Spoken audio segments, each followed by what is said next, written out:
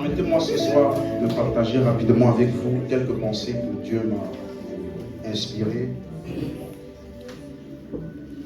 En tant que chrétien et enfant de Dieu, quel que soit le lieu où tu te trouves, la saison dans laquelle tu es, tu ne dois jamais perdre de vue le plan, l'agenda et la volonté de Dieu. Quel que soit le lieu où tu te trouves, quelle que soit la saison, c'est quoi la volonté de Dieu? 1 Timothée 2,4. Dieu qui veut, alors ouvrons ça ensemble, 1 Timothée 2, verset 3.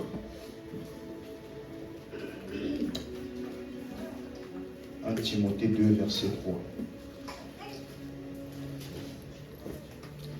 Avant même que je commence mon message, je voudrais vraiment rendre grâce à Dieu pour vos vies.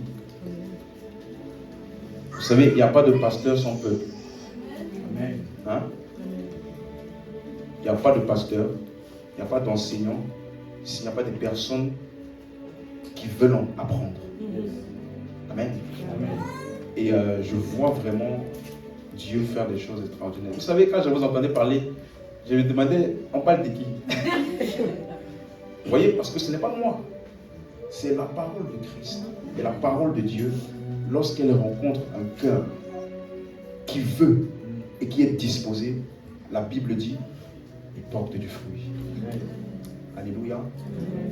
Et donc, ce soir, je vais partager avec vous quelques pensées. Je te demande, pour ceux qui n'ont pas l'habitude, on va beaucoup lire. Amen.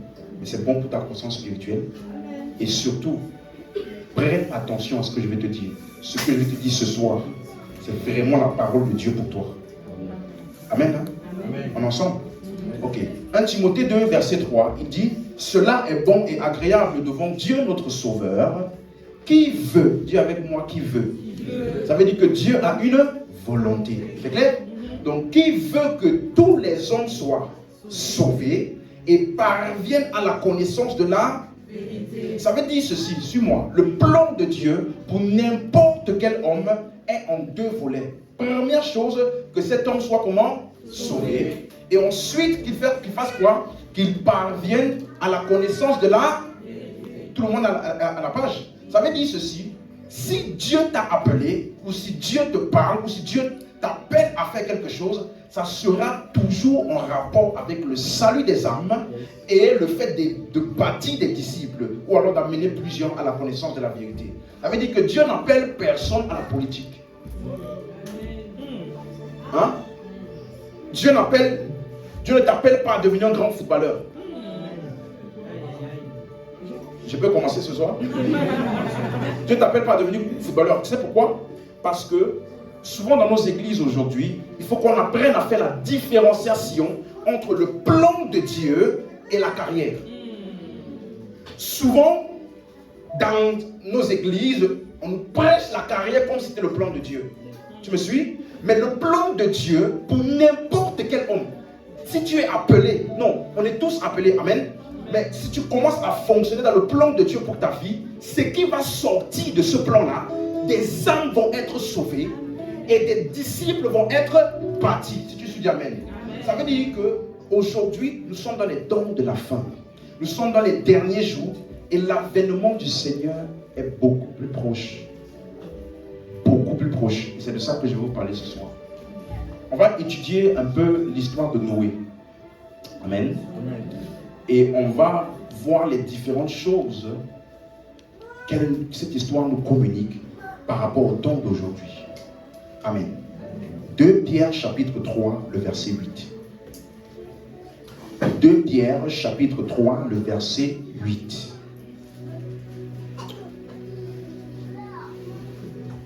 Alléluia. 2 Pierre chapitre 3, verset 8.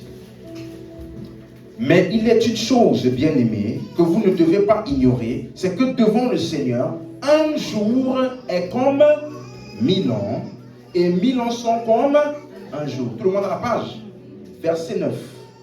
Le Seigneur ne tarde pas, dans l'accomplissement de la promesse, comme quelques-uns le croient, mais ils usent de patience envers vous, ne voulant pas qu'aucun périsse, mais voulant que tous parviennent à la repentance. Dis avec moi, voulant.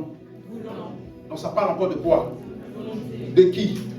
Donc ça veut dire que la volonté de Dieu, c'est qu'aucun homme ne... mais que tous parviennent ou arrivent à la repentance. Tu es avec moi jusqu'ici? Donc ça veut dire que concernant la promesse de son avènement, concernant Jésus revient bientôt, comme on entend souvent, n'est-ce pas? Dieu n'est pas en retard. Tu me suis? Mais il use de patience. Pourquoi? Suis-moi. Il y a un plan et un agenda de Dieu qui est en cours et qui doit s'accomplir avant son avènement. Ça veut dire que si tu veux comprendre ce plan-là, allons voir le contexte un peu plus haut, au verset 1. Commençons au verset 1. Voici déjà, bien-aimés, je vais vous demander, pour gagner du temps, je vais vous demander, ouvrez déjà dans vos Bibles Genèse 6. On va parcourir Genèse 6, qui est l'histoire de Noé, et 2 Pierre et 1 Pierre. Ok? Donc ouvrez déjà ces deux endroits-là pour ceux qui ont les Bibles papier. Comme ça, on va parcourir ensemble. C'est bon? Genèse 6, et de notre côté, mettez un marque-page là-bas, et on va lire maintenant 2 Pierre 3. Donc tout à l'heure, on a lu 2 Pierre 3, versets 8 et 9, c'est ça? Donc pour comprendre de quoi il parlait, parce qu'il dit le Seigneur ne tarde pas dans l'accomplissement de sa promesse. Quelle promesse? Suivez, de quoi parle-t-il? On va commencer au verset 1. 2 Pierre 3, verset 1. Voici déjà, bien-aimés, la seconde lettre que je vous écris. Dans l'une et dans l'autre, je cherche à éveiller par des avertissements votre saine intelligence. Donc, le but de ce qu'il explique et qu'il va nous faire comprendre maintenant, c'est pour éveiller notre intelligence à certaines vérités. Si tu es avec moi, dis Amen. Parce que le mot éveillé, c'est le contraire de quoi? Sommeil, n'est-ce pas? Et quand tu dors, qu'est-ce qui se passe? Tu es inconscient. Donc, tu n'es pas conscient de ce qui se passe autour. Donc, le but de cet enseignement, de ce qu'il va nous montrer, c'est que tu sois pleinement conscient de quelque chose. Alléluia. Verset 2. Afin que vous vous souveniez des choses annoncées d'avance par les saints prophètes et du commandement du Seigneur et Sauveur, enseigné par vos apôtres. Donc, il y a des choses qui avaient été annoncées d'avance. Est-ce qu'on est avec moi? Donc, il dit, afin que vous vous souveniez des choses annoncées d'avance. Verset 3. Sachant avant tout que dans les derniers jours, dis avec moi dans les derniers jours. Nous sommes dans les derniers jours. Il va nous décrire les événements qui se passent dans les derniers jours. Ok? Il viendra des moqueurs avec leur raillerie, marchant selon leur propre convoitise et disant où est la promesse de son avènement? Car depuis que les pères sont morts, tout demeure comme dès le commencement de la création. Donc, quelles sont les choses qui étaient annoncées d'avance là? La promesse de son avènement. Et dans les derniers temps, il y aura des moqueurs qui vont dire, depuis que vous dites que Jésus revient bientôt là, il est où? Quelqu'un comprend ça? Donc, à cause du fait que ça semble tarder, dans la conscience de plusieurs, cet événement-là a quitté leur pensée. Et ils commencent à marcher selon leur propre convoitise. Et comprends-moi, marcher selon ta propre convoitise, ce n'est pas forcément péché. Parce que convoitise veut dire désir. Donc ça peut être pas des mauvais désirs, mais ce sont des désirs qui ne tiennent pas compte de cet événement-là. Tu es avec moi jusqu'ici? Donc, l'apôtre Pierre ici est déjà en train de nous faire comprendre ce qui va se passer dans les temps de la fin. Verset 5. Ces gens qui sont des moqueurs là, il dit, ils veulent ignorer en effet que des cieux existèrent autrefois par la parole de Dieu, de même qu'une terre tirée de l'eau est formée au moyen de l'eau, verset 6, et que par ces choses, le monde d'alors périt, submergé par l'eau. C'est dans quelle histoire qu'on voit le monde qui a péri, submergé par l'eau? L'histoire de Noé, ça? Ça veut dire que les gens qui perdent la conscience de l'avènement du Seigneur, ils sont en train d'ignorer ce qui s'est passé au temps de Noé. C'est ça qu'il est en train de dire. Quelqu'un suit? Verset 7. Tandis que, par la même parole, les cieux et la terre d'à présent sont gardés et préservés pour le feu, pour le jour du jugement et de la ruine des hommes impies. Donc, ceux qui sont inconscients de l'avènement du Seigneur, c'est parce qu'ils ignorent la leçon ou alors l'exemple, ce qui s'était passé avant au temps de Noé. Ça veut dire une chose, parce qu'il dit les cieux existèrent à cette époque-là par la parole de Dieu, et qu'aujourd'hui aussi la terre et les cieux sont gardés et préservés par la même parole. Tu as vu ça? Ça veut dire ceci: si je comprends ce qui s'est passé au temps de Noé, je comprends ce qui se passe dans mon temps aujourd'hui. Tu as suivi? On est clair? Si j'arrive à saisir qu'est-ce qui s'est passé vraiment au temps de Noé, alors je comprendrai qu'est-ce qui se passe aujourd'hui. Dis amen si tu es avec moi. Donc, la première chose qu'on va voir, c'est le verset 5. Il dit, ils ignorent en effet que des cieux existèrent autrefois par la parole de Dieu. Donc, les cieux et la terre au temps de Noé étaient préservés par la parole de Dieu. Comment cela se fait-il? Par quelle parole? Qu'est-ce qui faisait que le déluge n'arrivait pas? Ça veut dire qu'il y a quelque chose qui stoppait l'arrivée du déluge jusqu'à un certain point. La terre était gardée par la parole de Dieu. Quelle parole de Dieu? Allons voir. J'ai dit d'ouvrir, on va ouvrir ensemble, hein? Genèse maintenant 6, verset 1. On va lire les deux textes comme ça en parallèle pour qu'on puisse comprendre ensemble. Genèse chapitre 6, le verset 1. Si tu es toujours là, dis Amen. Amen. Et il arriva quand les hommes commencèrent à se multiplier sur la face de la terre que des filles, et que des filles leur furent nées. Verset 2. Que les fils de Dieu virent les filles des hommes, qu'elles étaient belles, et ils se prirent des femmes d'entre toutes celles qu'ils choisirent. Verset 3.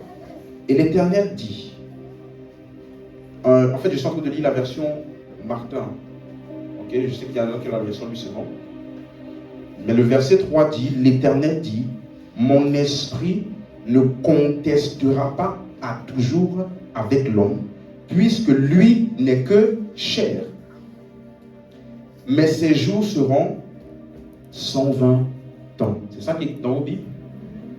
Il y a des versions qui disent mon esprit ne sera pas toujours dans l'homme. Il y a des versions qui disent ça. Ce n'est pas très bien traduit. Amen. Parce que dans l'ancien, aucun homme n'avait l'esprit en lui. La Bible dit, c'est quand Jésus, par sa résurrection, a rendu disponible maintenant le Saint-Esprit dans l'homme. C'est clair? Donc la version Martin traduit mieux en disant mon esprit ne va pas contester toujours avec l'homme. Ça veut dire l'esprit au travers des hommes essayait de convaincre les cœurs des hommes par rapport à une vérité. Est-ce qu'on suit jusqu'ici? Donc ça veut dire que, et il dit maintenant ces jours seront de 120 ans. Donc Dieu avait déjà donné la durée de sa patience pour que l'on croie avant qu'il n'y ait la destruction.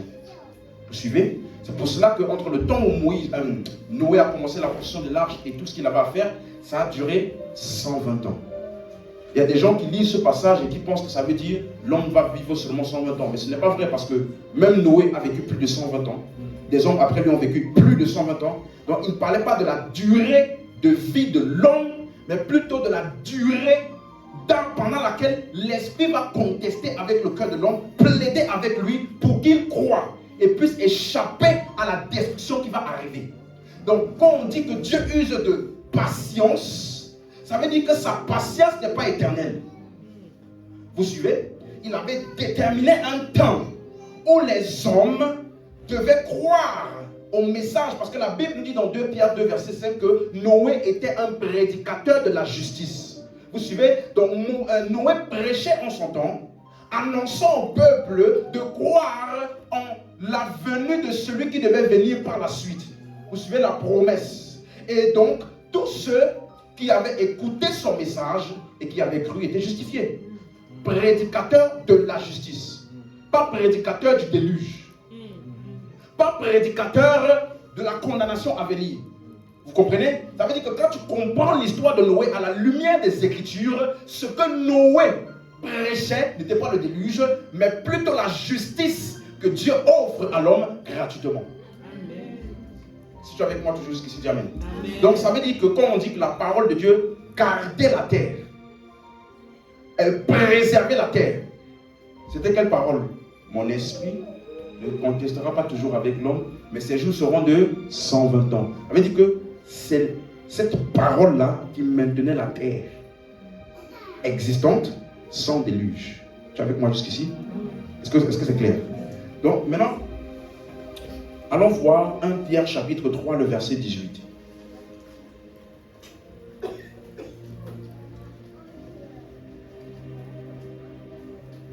« 1 Pierre chapitre 3, verset 20, pardon. Qui, autrefois, avait été incrédule lorsque la patience de Dieu se prolongeait au jour de Noé, pendant la construction de l'arche, dans laquelle un petit nombre de personnes, c'est-à-dire 8, furent quoi? Donc le but de la patience de Dieu pendant 120 ans était pour que les hommes soient sauvés. Ça ressemble à ce qu'on avait lu tout à l'heure. Donc ça veut dire que l'histoire de Noé nous enseigne sur comment Dieu est patient aujourd'hui jusqu'à un certain temps. Quelqu'un avec moi? Amen. L'histoire de Noé nous enseigne dessus. Et ça veut dire que pendant la patience de Dieu, Dieu avait un agenda. Dis avec moi, Dieu a un agenda. Qui était en cours. Vous voyez maintenant? Et qui devait être achevé avant l'arrivée du déluge. Il fallait que les hommes soient sauvés. Donc, l'agenda de Dieu consistait à faire quoi?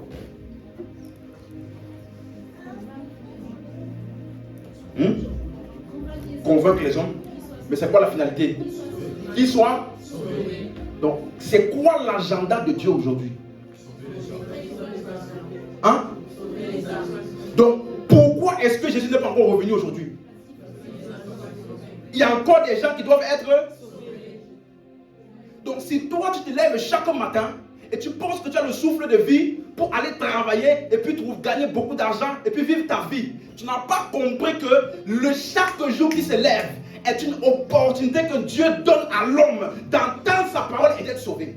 Amen. Donc si toi et moi on est conscient de ça, alors ça change déjà ce pourquoi tu vis. Quelqu'un avec moi jusqu'ici? La patience de Dieu était pour que le maximum soit sauvé dans l'arche. Ça? Et aujourd'hui, c'est le même parallèle.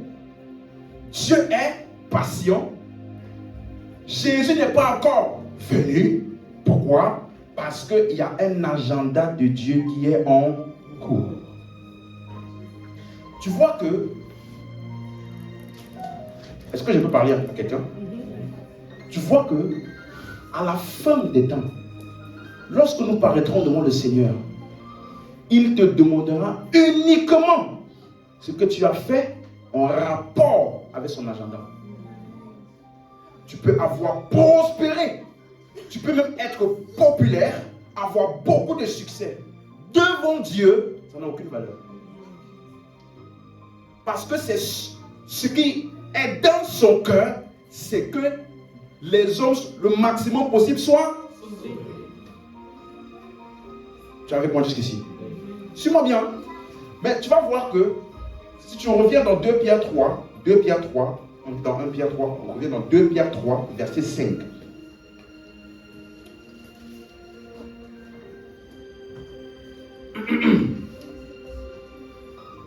Ils veulent ignorer en effet que les cieux existèrent autrefois par la parole de Dieu. Maintenant, ça fait sens pour quelqu'un?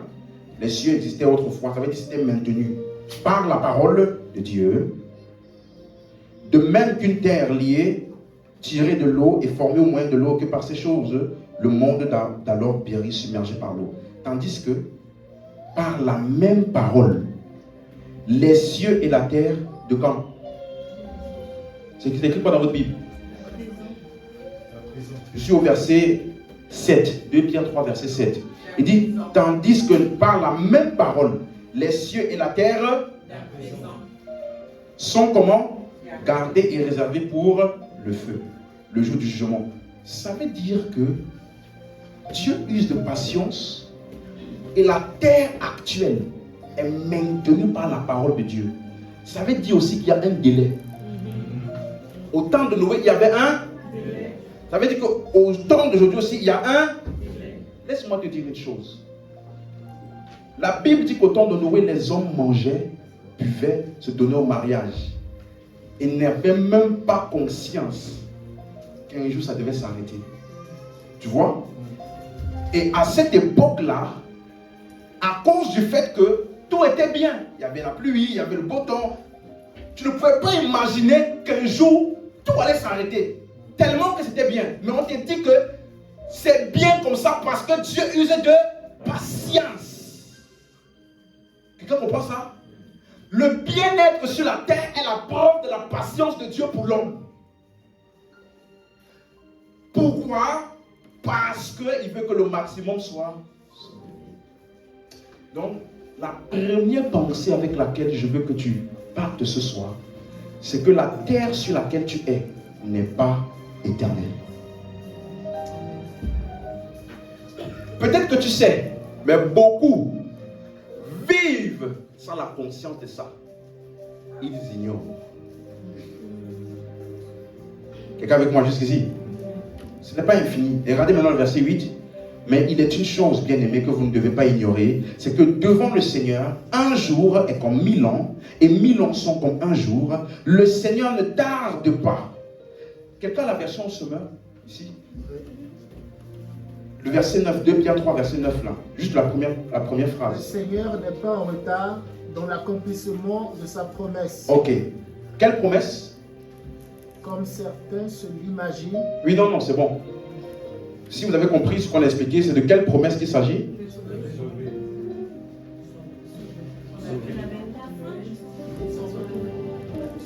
Le Seigneur ne tarde pas dans l'accomplissement de sa promesse. Quelle promesse? L'avènement du...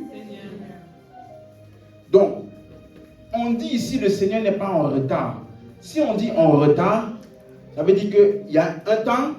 C'est ça? On ne peut pas dire en retard si toute heure est la bonne. Donc si on dit que le Seigneur n'est pas en retard, ça veut dire qu'il y a effectivement un temps fixé. Tiens, mais si tu suis. Je sais que souvent quand on vient dans les veillées, tu vas attendre. C'est l'année de ta prospérité. C'est l'année où tu vas briser, percer, tout ça là. Mais permets-moi ce soir de te donner une pensée avec laquelle si tu pars, peut bouleverser complètement ta vie chrétienne et la manière dont tu vois Dieu. Permets-moi ce soir. Amen. Donc, laisse-moi t'amener petit à petit quelque part. Ça veut dire qu'il y a un temps fixé. Donc, ça veut dire, première chose, plus que jamais, soyons conscients qu'il y a un agenda en cours. Et laisse-moi te dire, plus tu es proche de la date, plus tu dois agir rapidement. C'est ça? Quand tu as un sentiment d'urgence de quelque chose, tu ne peux pas agir comme quelqu'un qui n'a pas le même sentiment d'urgence. Hein? Tu es arrivé, il te reste 5 minutes pour prendre le bus. Comment tu te prépares? Est-ce que tu te prépares? Elle a dit je ne pars pas.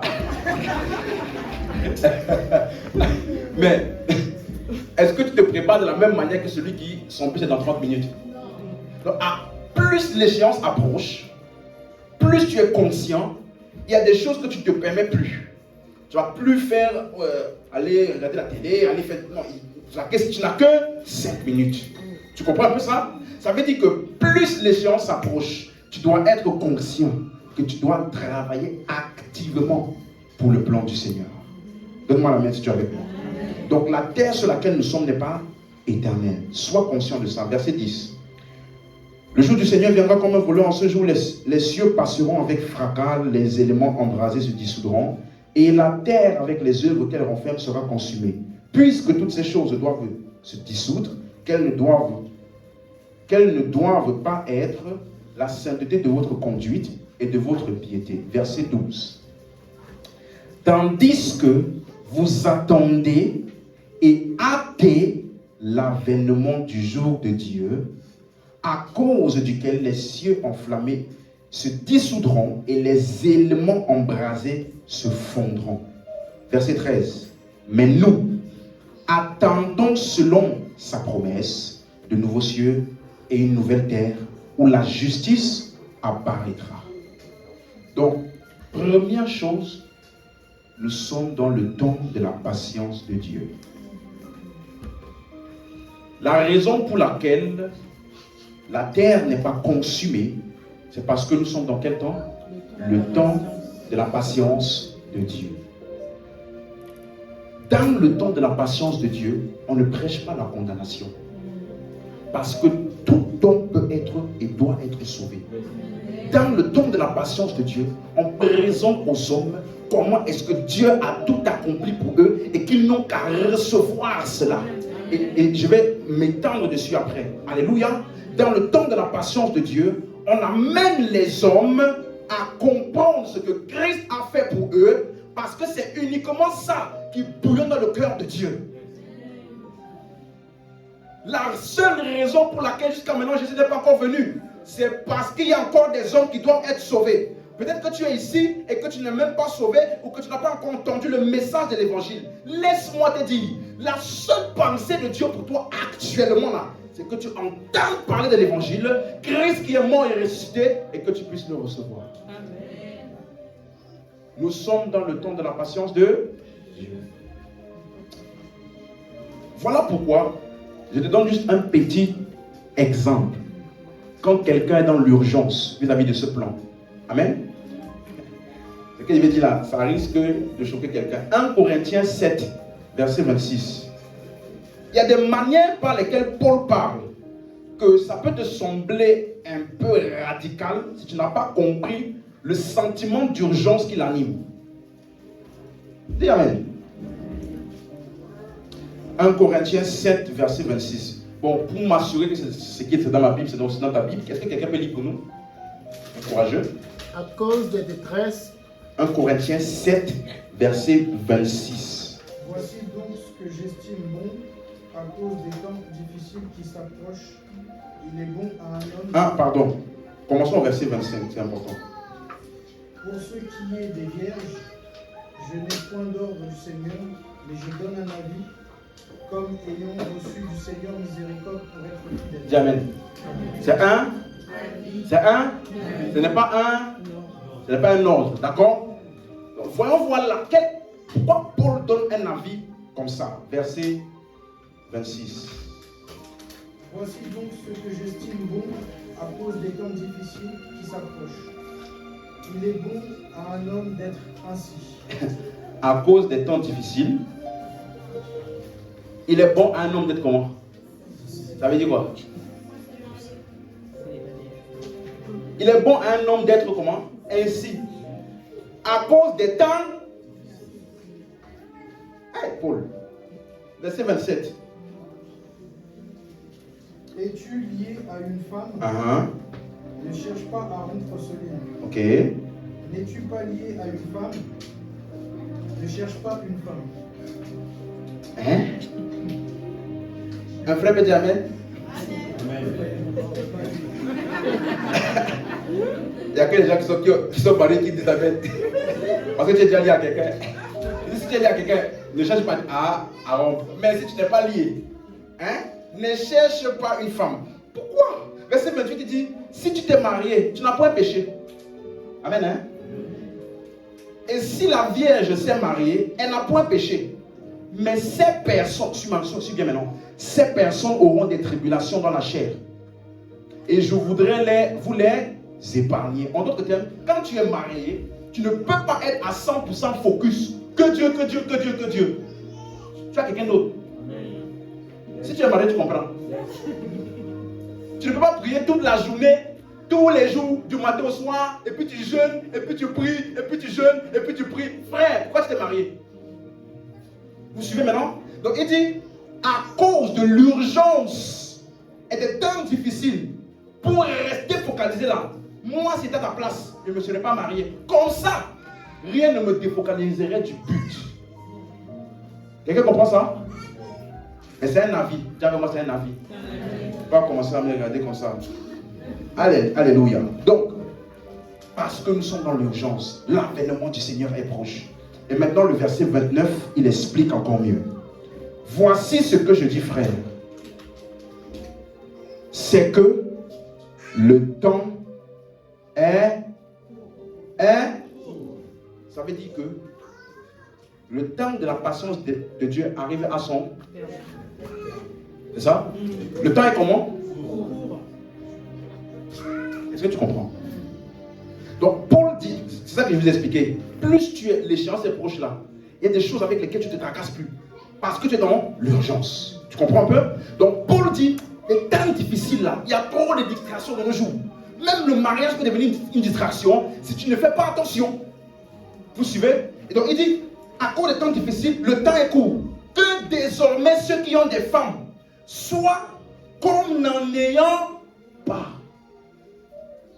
Ça veut dire quoi? Ça veut dire que, suis-moi, quand tu es conscient du plan de Dieu, en tant que marié, tu es différent de celui qui est marié et qui est dans le monde. Vous n'avez pas les mêmes types de priorités. À cause du fait que, même si tu es marié là, tu es comme quelqu'un qui n'en a pas. Ça veut dire qu'il y a des choses qui passent avant ça. À cause de l'urgence. Quelqu'un avec moi? Amen. Ok. Le temps, c'était ça la phrase que je voulais qu'on lise. Le temps est court. Donc on est plus proche de l'avènement du Seigneur qu'il y a plusieurs années. C'est vrai? Alors on doit être encore plus conscient. Un autre texte, Éphésiens chapitre 5, verset 8. Rapidement. Éphésiens chapitre 5, verset 8.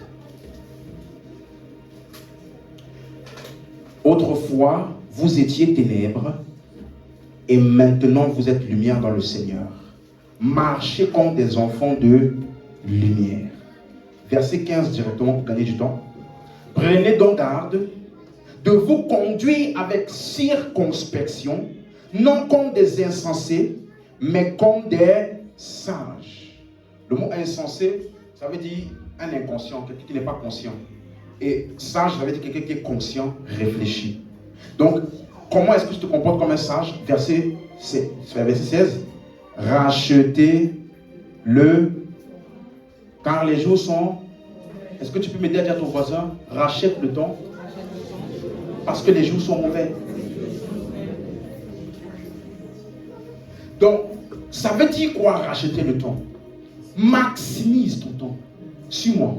Dans l'année qui arrive, ne perds plus du temps avec des choses non essentielles qui ne vont pas avancer toi, ton appel et ce à quoi Dieu t'appelle à faire.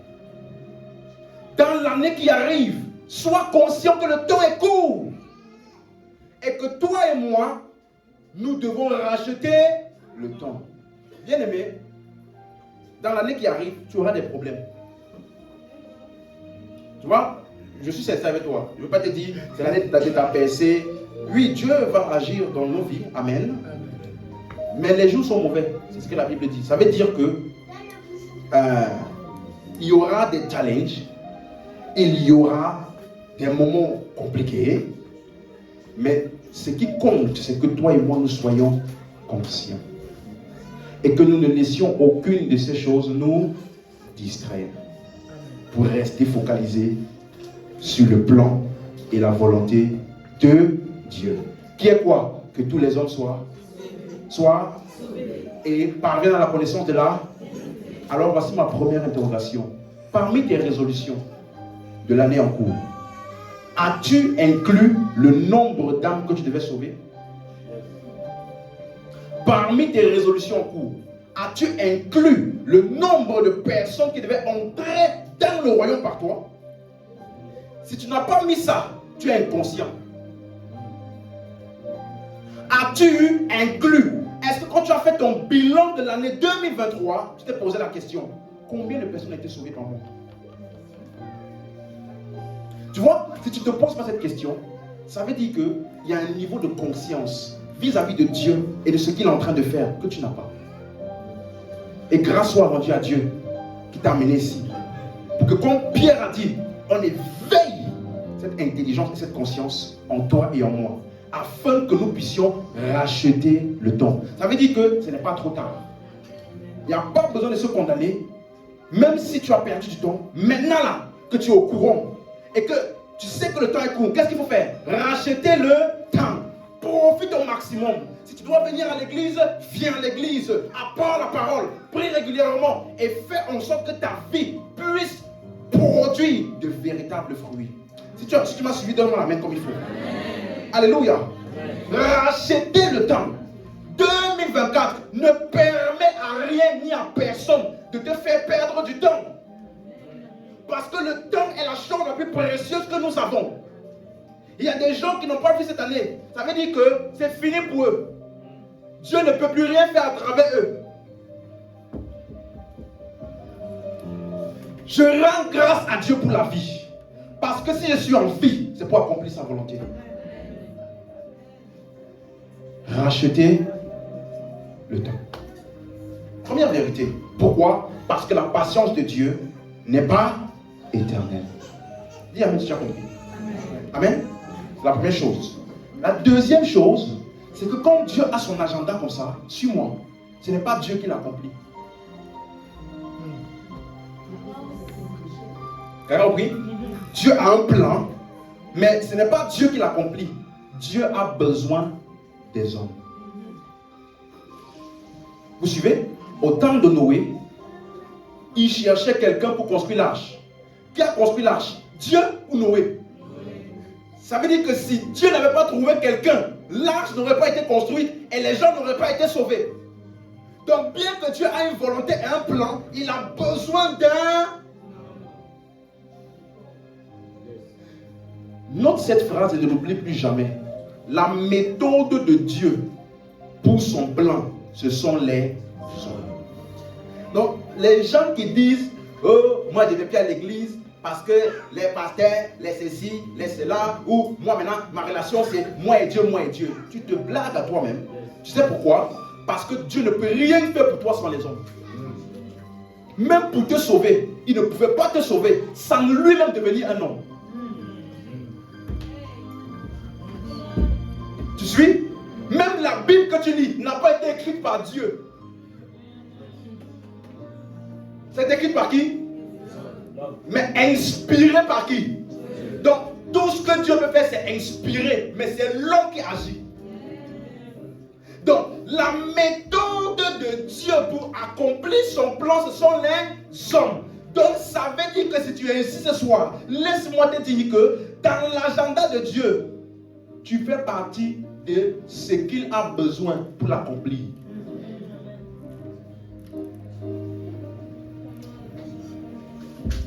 Quel est l'agenda de Dieu?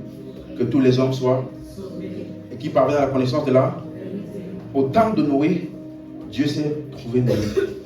Et par ce que Noé a fait, les hommes ont fait quoi? Échapper au déluge. C'est ça?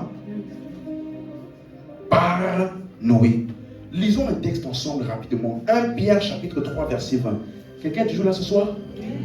Je te prie, reste avec moi. 1 Pierre 3 verset 20.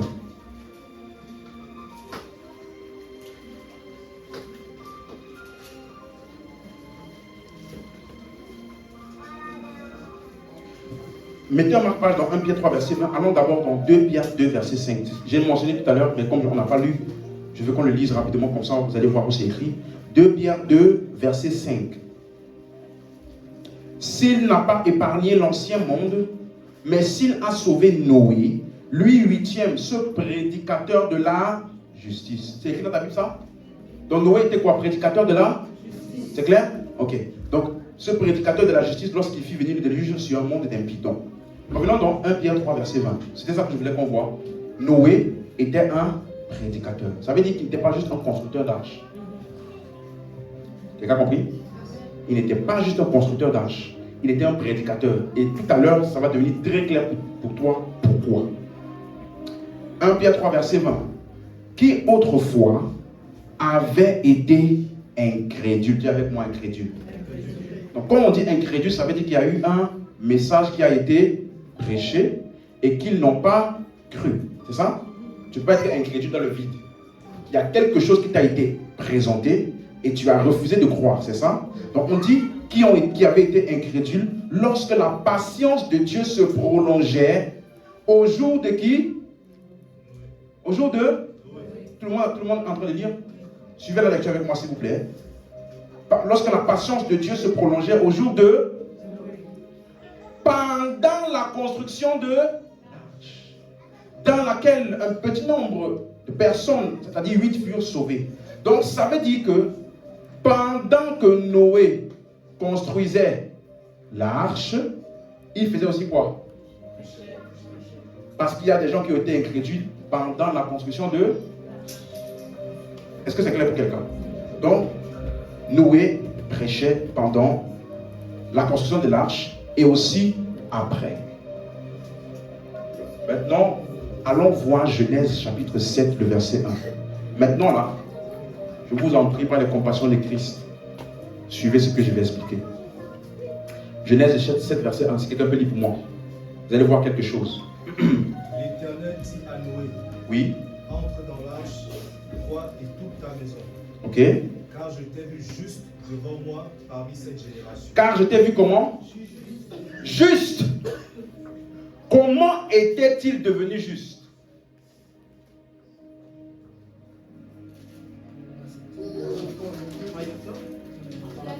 Rappelez-vous, il était prédicateur de la justice. Ça veut dire que ce que lui présentait comme justice n'était pas des actions, mais plutôt un message. Que celui qui devait croire devait être justifié. C'est ça? Ça veut dire que pour qu'il puisse prêcher ça là, la première personne qui a entendu ça, c'est qui? C'est ça? Donc comment est-il devenu juste? Il a... C'est ça? Ok. Suis-moi bien. Donc Noé a été sauvé, entré dans l'arche parce qu'il avait cru, il était justifié. Verset 2. Tu prendras auprès de toi 7 coupes de tous les animaux purs. 7 coupes de tous les animaux purs, ok. Le mâle et sa femelle. Ok. Une paire des animaux qui ne sont pas purs. Le mâle et sa femelle. 7 coupes aussi des oiseaux du ciel, mâles et femelles, afin de conserver leur race en vie sur la face de toute la terre. Car encore 7 jours. Encore. J'avais-moi 7 jours. 7 jours. Ok. Et je ferai pleuvoir sur la terre 40 jours et 40 nuits.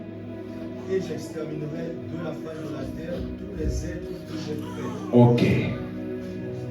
Amen. Ça veut dire que ce n'est pas quand Noé a fini de construire l'arche que le déluge est venu. Vous avez vu? Il a laissé combien de jours? 7 jours de plus. Pour faire entrer sa famille, donc on va dire les dernières, pour faire entrer en fait les personnes pour lesquelles il a construit l'arche. Quelqu'un a compris ça? Donc il a construit l'arche, mais quand il a fini, ce n'est pas quand il a fini que le déluge est venu. Il a laissé combien de jours? 7 jours. Suis-moi, tu vas comprendre pourquoi je parle comme ça. Verset 7. Et Noé entra dans l'arche avec qui? Ses fils, sa femme, les femmes de ses fils, pour échapper aux eaux du déluge. C'est ça? Bon, je vous épargne la suite, il parle des animaux, tout ça. Verset 10. 7 jours après, les eaux du déluge furent sur la terre. Verset 16. Tu peux dire le verset 16 pour moi, s'il te plaît? Et en entra, mâle et femelle de toute chair, comme Dieu l'avait ordonné à Noé. Ok. La suite? Puis l'Éternel ferma la porte sur lui. Ok. Laisse-moi te donner 3 vérités importantes. La première chose, qui sont ceux qui sont entrés dans l'arche? Ok? Tous ceux qui avaient accepté d'écouter ce que Noé avait dit. Ils sont entrés? Est-ce que c'était ceux qui avaient des bonnes actions? Des bonnes personnes? C'était qui? Ceux qui avaient cru. à la prédication de Noé. C'est ça? Tout le monde est d'accord avec moi? Donc ça veut dire que la condition pour entrer dans l'arche, ce n'est pas être une bonne personne. Ce n'est pas faire de bonnes actions, mais c'est plutôt croire au message de la justification annoncé par Noé. C'est ça? Donc quand tu croyais, et puis Noé a fini de construire l'arche, les gens entraient, les gens entraient, les gens entraient. Et il dit une chose au verset 16. Qui a fermé la porte? Hein? Ça veut dire qui avait la clé? Ça veut dire quand ils sont entrés là, est-ce qu'ils pouvaient décider de sortir? Donc tu vois que quand Dieu te sauve, c'est lui qui ferme. Ce n'est pas toi qui décides après, j'ai accepté et puis maintenant je vais retourner. Tu ne peux pas retourner parce que ce n'est pas toi qui as la clé, c'est lui qui a la clé. Donc quand tu as sauvé là, ton salut est garanti. Tu as compris ça? Donc il t'a fait entrer et puis il a fermé la porte. Ça c'est la première vérité pour te dire que l'arche là est un lieu sécurisé. L'arche là n'a pas peur de tes péchés. L'arche là n'a pas peur de tes erreurs. Tes erreurs ne te font pas sortir. Tu tombes. Aïe, quand tu es dans l'arche là, tu peux tomber, non? Quand tu tombes là, tu tombes où? Hein? Quand tu te relèves là, tu te relèves où? Donc tomber et relever, ça se passe où? Donne-moi la main sur moi sur le micro. Laisse-moi t'annoncer. Si tu as cru au message de la justification par la foi en Jésus, laisse-moi t'annoncer, tu ne peux pas perdre ça. Parce que ce n'est pas toi qui t'es sauvé. Ce n'est pas toi qui as construit l'arche. Ce n'est pas toi qui as fait. Toi, tu as seulement été introduit dedans. Et quand tu es entré, celui qui s'est assuré et qui s'assure pour toujours de la bonne tenue de l'arche pendant le déluge, ce n'est pas toi.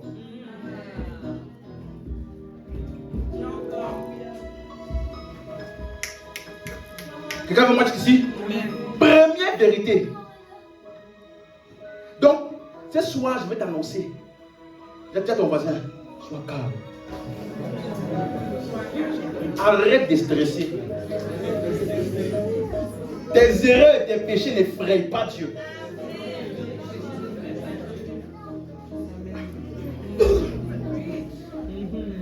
Ils sont entrés et l'Éternel ferma la... Deuxième chose, Dieu avait donc besoin d'un homme pour faire quoi? Deux choses. La première chose, c'était de faire quoi? Construire. Et deuxième chose, c'était de faire quoi? Prêcher pour que les gens croient. Parce que ce n'est pas Dieu qui a prêché, c'est Noé qui a prêché. Ce n'est pas Dieu qui a construit l'arche, c'est Noé qui a construit l'arche. Laisse-moi t'expliquer maintenant le mystère.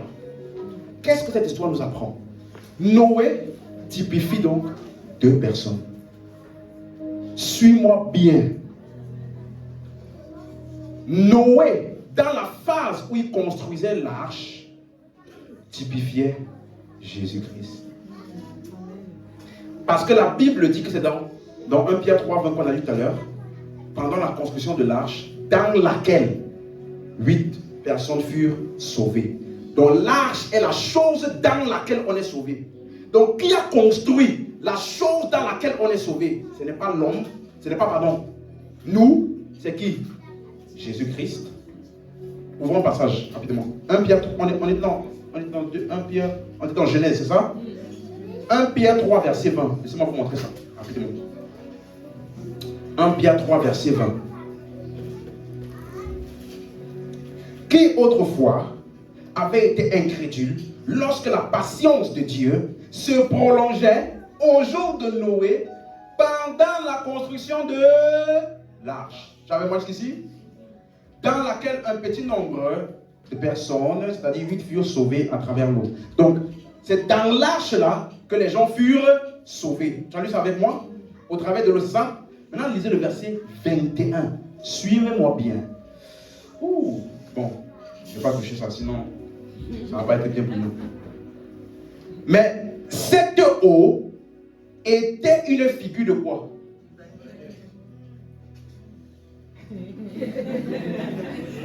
Hein? L'eau là, n'était pas le... C'était une figure du... Et le baptême, c'est quoi? Qui n'est pas la purification des souillures du... Donc le baptême, ce n'est pas quelque chose qui touche ton... Hein?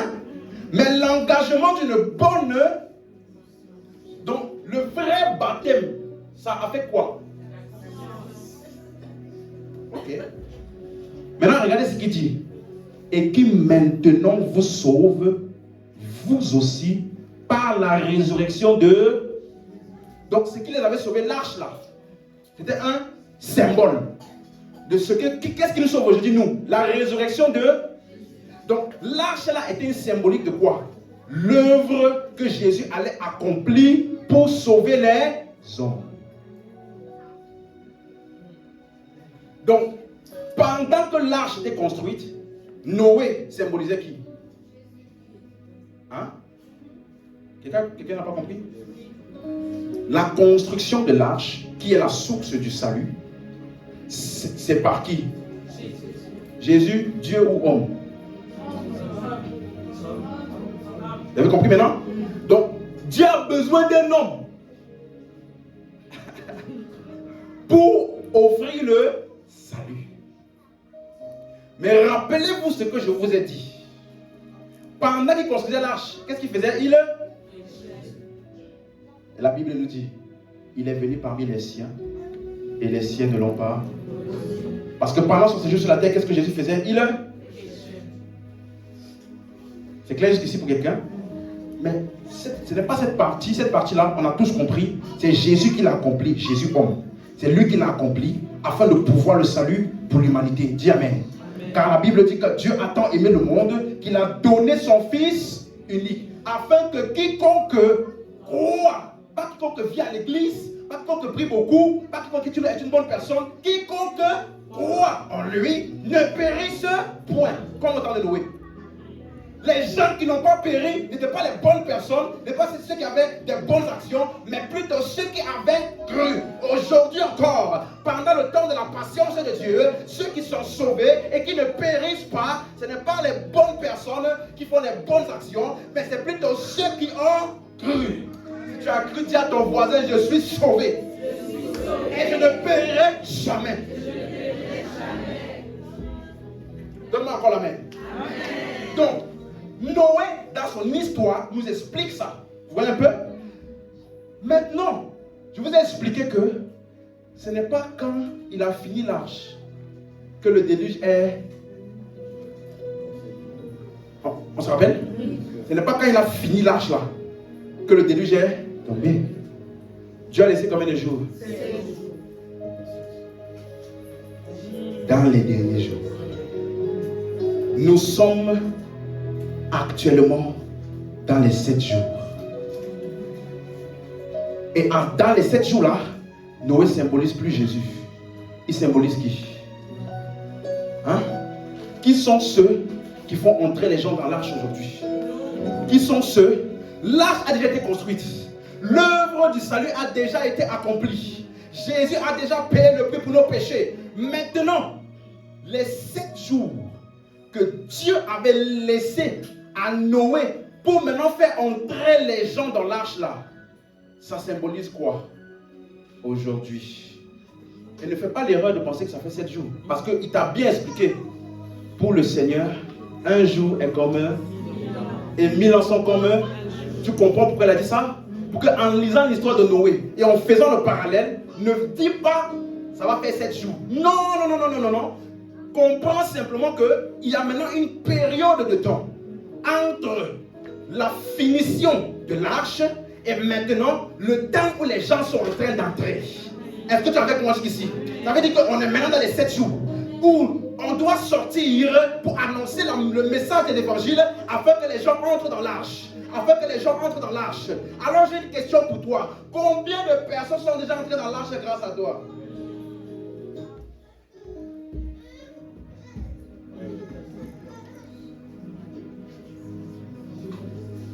J'aime ton silence.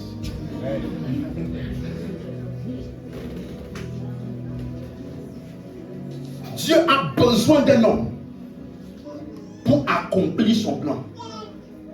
Ça veut dire que c'est vrai, on a besoin de Dieu. C'est vrai. Mais j'ai une autre vérité. Dieu a besoin de nous. Tellement besoin de nous. Est-ce que quelqu'un peut m'offrir rapidement, Romains chapitre 10, verset 13. Tu vas voir à quel point Dieu est impuissant. Qu'est-ce que je viens de dire? Qu'est-ce que je viens de dire?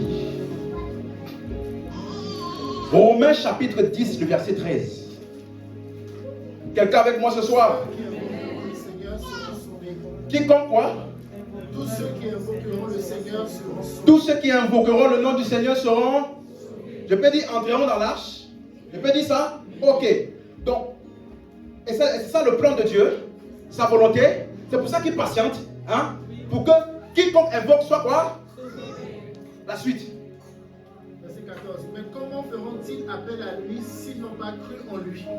Comment vont-ils donc invoquer s'ils n'ont pas. Donc, ça veut dire que c'est invoquer là, ça ne veut pas dire je t'invoque Seigneur. Tu as compris, non? C'est une invocation, une confession qui émerge d'une foi. Tu as cru en quelque chose. Maintenant, regardez la suite. Qu'est-ce qu'il dit? Et comment croiront-ils en lui s'ils n'ont pas entendu?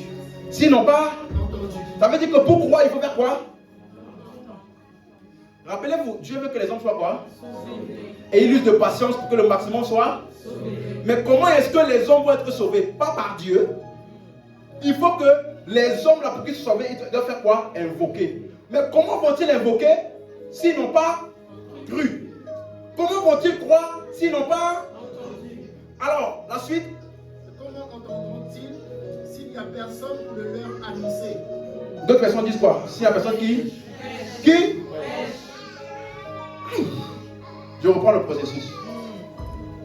Pour qu'ils soient sauvés, il faut qu'ils fassent quoi? Invoquent. Mais pour qu'ils invoquent, il faut qu'ils croient. Mais pour qu'ils croient, il faut qu'ils.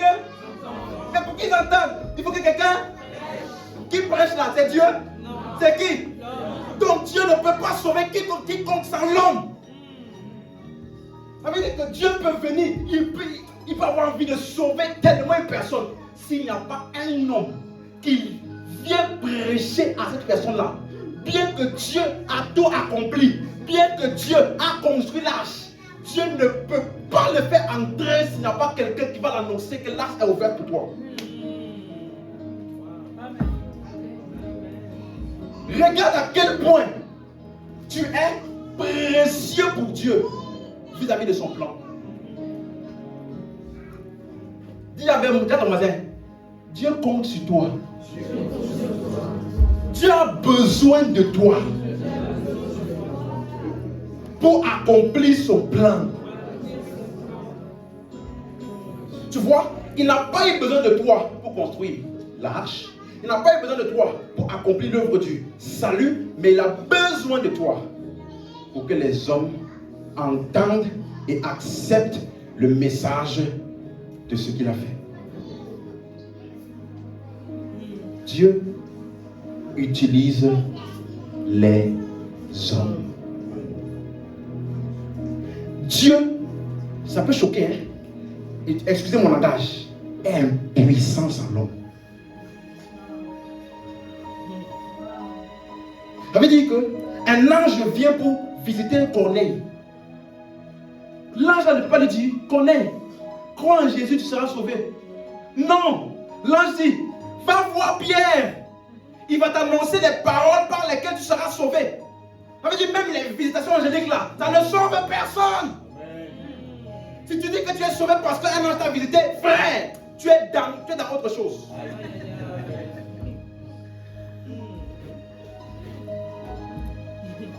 Dieu avait besoin d'un homme pour construire l'arche et ensuite pour prêcher. Mais aucun homme ne peut construire l'arche. Vous comprenez mon langage? Il fallait que lui-même se fasse homme pour pouvoir le salut. Mais après avoir pourvu ça là, il donne maintenant aux hommes qui ont reçu. Ça veut dire que ça veut dire que dans la pensée, le plan de Dieu, Dès que tu entres dans l'arche, tu deviens prédicateur. Il n'y a aucune personne qui entre dans l'arche pour s'asseoir. Non. Tu entres et puis tu as des super pouvoirs. Tes mains sortent par les fenêtres pour tirer les gens. Personne n'entre dans l'arche et puis dit, je suis sauvé là-haut, mon nom est écrit là-haut. Quand tu finis de chanter là, sors. Personne n'entre dans l'arche pour rester dans l'arche. Une fois que tu es entré, Dieu compte sur toi pour être la porte d'autres personnes. Donc, quand je t'enseigne que tu es sauvé, finis de dire Amen. Mais sache que le même message que tu as entendu, d'autres ont besoin de ça. Et Dieu ne va pas descendre du ciel pour les toucher. Non. De la même manière que Dieu a envoyé quelqu'un vers toi, il fait maintenant de toi un quelqu'un envoyé vers un autre quelqu'un qui va être sauvé. Et ce quelqu'un sauvé là va maintenant être un quelqu'un pour sauver un autre quelqu'un. Et puis, aller partout des nations, prêcher la bonne nouvelle à toute la création. Celui qui croira sera sauvé. Celui qui ne croira pas sera condamné. Donne-moi la main, je pousse. Amen. Nous sommes dans les 7 jours restants avant l'arrivée du déluge. Et pendant les 7 jours restants, pendant que Noé prêchait, il y en a qui disaient, regarde-moi ce fou là, quel déluge. On n'a jamais vu le déluge. Est-ce que tu sais qu'il n'y avait jamais eu la pluie avant ça? Ce n'était nulle part. La pluie n'avait jamais tombé avant le déluge. Donc les hommes ne savaient pas c'était quoi déluge. Les hommes ne savaient pas. Ils parlent d'une arche là. C'est quoi? Qu'est-ce qu'il a construit là? Je pense qu'il commence à délirer. Et c'est comme ça que des fois quand tu prêches l'évangile, on te parle comme ça. Frère, ne te décourage pas. Ne te décourage pas. Parce que quand tu es dans la lumière, celui qui est dans les ténèbres là ne peut pas te comprendre. Parce qu'il ne voit pas ce que tu vois. Il n'est pas conscient de ce que tu es conscient. Il n'a pas l'urgence que toi tu as. Donc, ne te laisse pas frustrer et arrêter par quelqu'un qui n'a pas la même conscience que toi. Reste éveillé.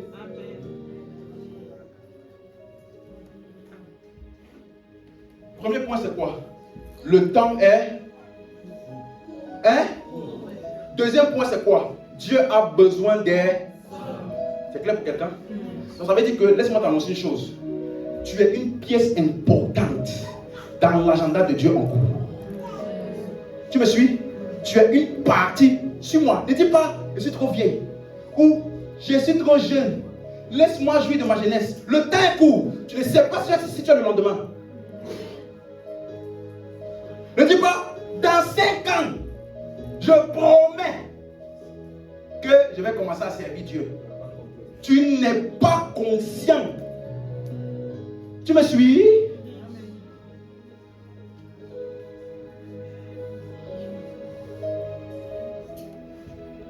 Noé n'avait-il pas de famille? C'est une question. Noé n'avait-il pas de famille? Sa famille n'a pas besoin de lui? Tu sais, quand je méditais ça là, j'ai fait une prière à Dieu.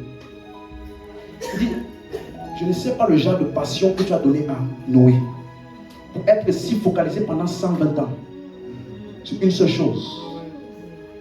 Je ne sais pas quel genre de passion tu as donné. Seigneur, donne-moi ça. Je peux rester passionné. Lui, il avait sa famille, hein? Il avait ses fils qui éventuellement étaient sauvés, hein? Mais l'arche n'a pas été ralentie à cause d'eux. Je prie pour toi. Que quelle que soit la situation dans laquelle tu te trouves, une famille nombreuse, au chômage, avec le travail, quelle que soit la circonstance, je prie qu'aucune de ces choses-là ne te défocalise de l'objectif principal, qui est d'accomplir le plan de Dieu pour ta vie. À ton avis, quand tous les matins il partait construire l'arche, qu'est-ce que sa femme disait?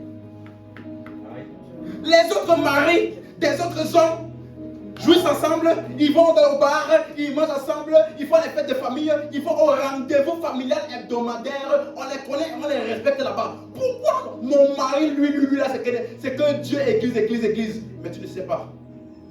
Tu ne sais pas que lui là, il a une porte d'entrée dans le royaume pour plusieurs.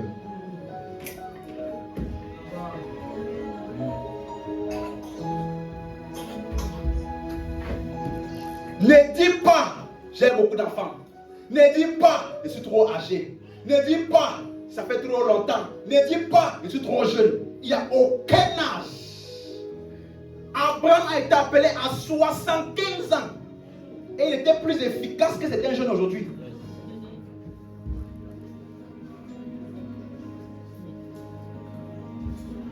Tous les disciples de Jésus avaient dans la 17, 15, 16, 17 ans.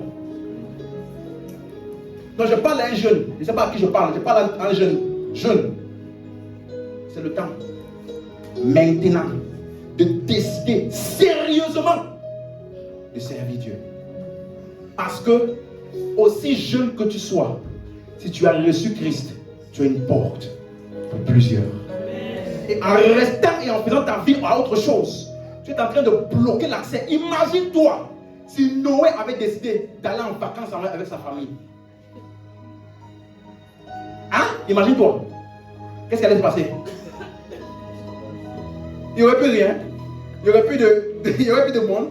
Parce que celui qui était censé être le dernier secours est allé en vacances. Il a la plage. C'est l'arche de quoi même?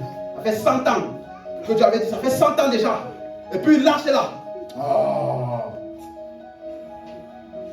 Imagine s'il avait pris des engagements de travail importants, un business qui allait lui ramener beaucoup d'argent et qu'il était parti à ce rendez-vous important là, laissant l'arche.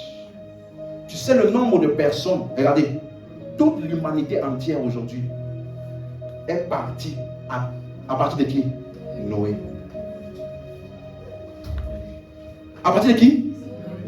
Donc tu ne te rends pas compte de tout ce qui est censé sortir de toi.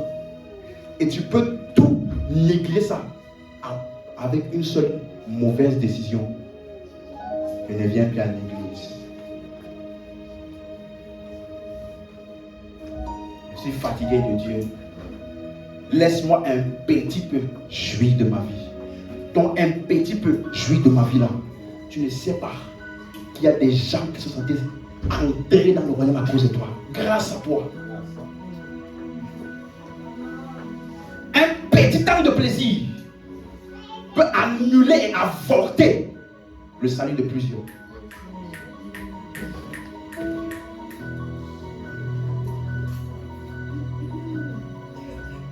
Amen, hein?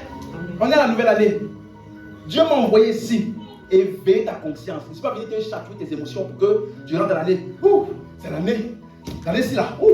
Le business que j'avais arrêté là. Je viens de commencer ça. Tu n'as pas besoin de l'église pour ça. Va chercher des très bons coachs. Ils vont te coacher. Si tu viens ici là, tu vas entendre la parole qui va émoustiller, qui va bouleverser ton esprit afin que tu puisses faire ce que Dieu attend de toi en cette saison. Donne-moi la main comme il faut. Je refuse d'être un pasteur qui prêche ce que les gens veulent entendre. Je refuse de prêcher aux gens ce qui va les chatouiller et puis on va venir donner des bonnes offranses. Je préfère te prêcher ce que Dieu dit de toi, ce qu'il attend de toi, au risque même que tu ne viennes plus.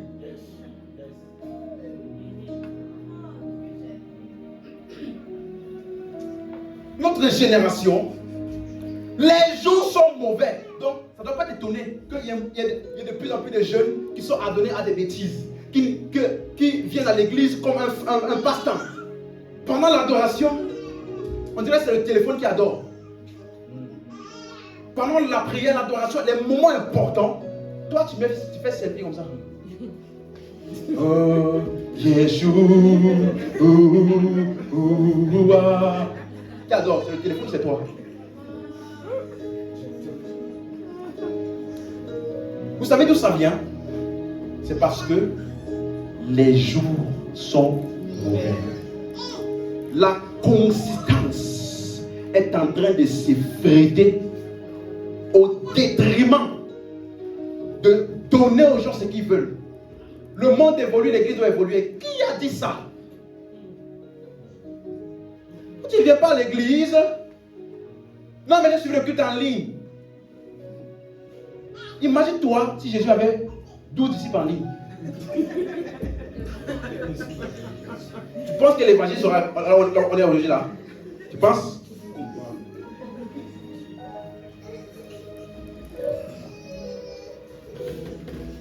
Premier point, c'est quoi? Le temps est. Deuxième point, Dieu utilise les hommes. Ça veut dire s'il n'y a pas d'homme, son plan est freiné. S'il y a plus d'hommes, son plan est accéléré. Troisième et dernier point pour ce soir. Comment donc les hommes sont envoyés? On était dans Romains 10, c'est ça? Verset 13, il dit, comment entendront-ils s'il n'y a personne qui fait quoi? Verset 15, qu'est-ce qu'il dit maintenant? Et comment y aura-t-il des gens pour l'annoncer s'ils ne sont pas envoyés? Comment y aura-t-il, dans ma version ici, c'est des prédicateurs, c'est ça? S'ils ne sont pas quoi? Comment y aura-t-il des prédicateurs s'ils ne sont pas? Mais qu'est-ce qui empêche d'envoyer tout le monde? Ça veut dire que ce n'est pas toute personne qui doit être envoyée. Sinon, il aurait dit, s'il n'y a pas de prédicateurs, point. Mais il dit que pour qu'il y ait des prédicateurs là, il faut qu'ils soient envoyés. Laisse-moi te donner. Ça veut dire que ce n'est pas tous ceux qui parlent qui sont des prédicateurs. Hein? Il y en a qui parlent beaucoup, qui ont micro, qui sont pasteurs, costumes, tout ça là, mais ils ne sont pas prédicateurs. Parce que prédicateur est celui qui est envoyé. Or, qu'est-ce qui fait d'un prédicateur un envoyé? La suite du verset. Aussi est-il dit dans l'Écriture qu'ils sont beaux les pas de ceux qui annoncent de bonnes nouvelles. Quelqu'un a la version King James en français? J'ai cherché ça. Juste la deuxième partie là. Qui sont beaux.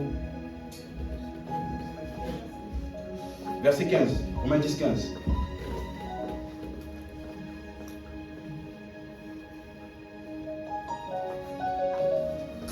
Combien sont beaux les pieds de ceux qui prêchent l'évangile de paix et apportent de bonnes nouvelles. Ah! Donc comment les prédicateurs seront-ils envoyés? Il dit qu'ils sont beaux, les pieds de ceux qui prêchent quoi? L'évangile de... Donc c'est le message qui détermine si tu es envoyé ou pas. Si tu viens prêcher l'enfer, tu n'es pas prédicateur même si tu parles beaucoup. Parce que c'est l'évangile de paix qui annonce aux hommes que Dieu a réconcilié les hommes avec lui-même par le sacrifice de Jésus et que Dieu n'est en colère contre aucun homme, mais il dit, étant justifiés par la foi, nous avons la paix avec Dieu par notre Seigneur Jésus.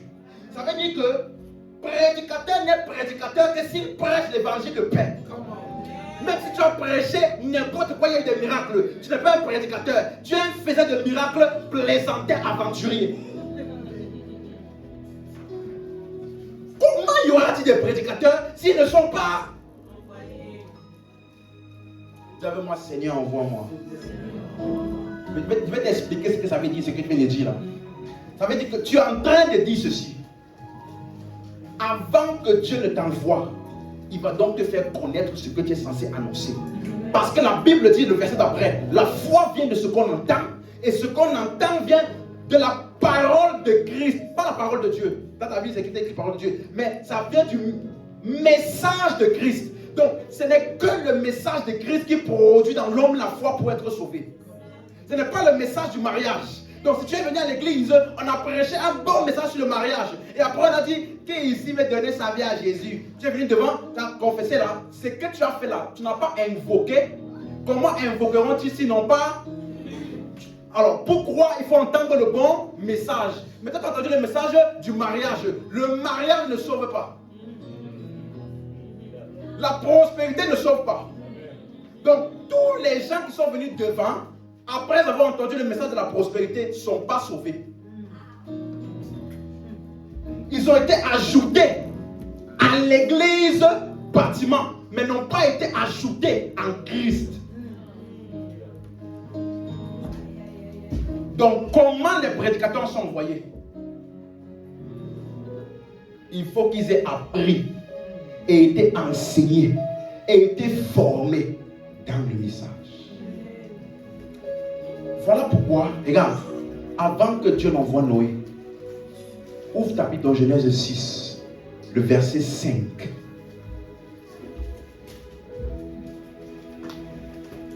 Dieu n'utilise pas les gens qu'il n'a pas préparés.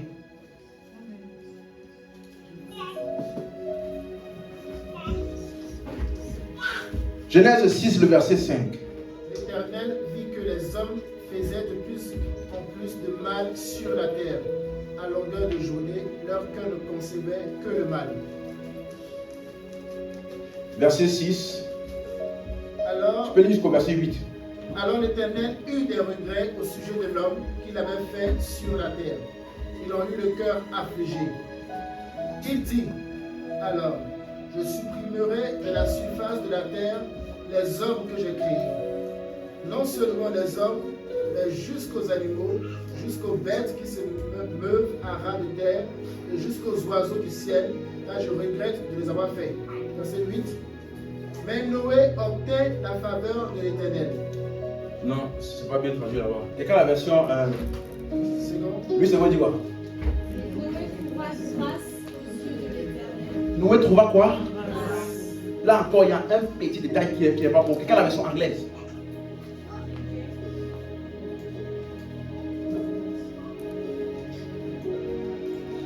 Noé a fait quoi? Verset 8. Ah, ah! Ça veut dire quoi? Tu peux traduire pour nous? Ok. Ça veut dire que, suis-moi bien. Noé a trouvé la grâce. Où? Dans. Ça veut dire que sa rencontre avec Dieu. Qu'est-ce qu'il a découvert? La grâce. Et c'est cette grâce-là. C'est de ça qu'il est devenu le prédicateur. Parce que laisse-moi t'annoncer. C'est le message qui t'a sauvé qui devient le message de ton ministère. C'est le message qui t'a sauvé qui devient ce que tu enseignes et que tu prêches. Noé a trouvé la... Ça veut dire que quand il s'est approché, il a eu contact avec Dieu. Ce qu'il a trouvé en Dieu, c'est quoi? La grâce. Et c'est cette grâce-là qu'il a commencé à annoncer aux hommes. Il a découvert la grâce qui est devenue le sujet de sa prédication et le message de son ministère. Voilà pourquoi au verset 9 maintenant on dit, voici la postérité de Noé. Noé était un homme comment? Juste. Comment a-t-il été justifié? Il a cru au message de ce qu'il a été exposé avec Dieu.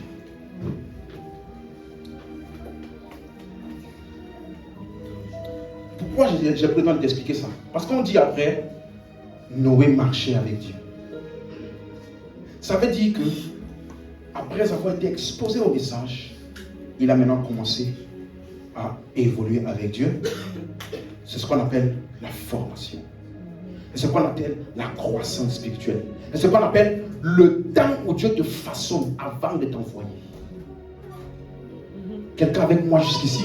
Donc, ça veut dire que, suis-moi, la Bible dit ceci. 2 Corinthiens chapitre 5 verset 17. Dis à ton voisin, tu dois être enseigné, formé avant d'être envoyé. Dis-lui ça.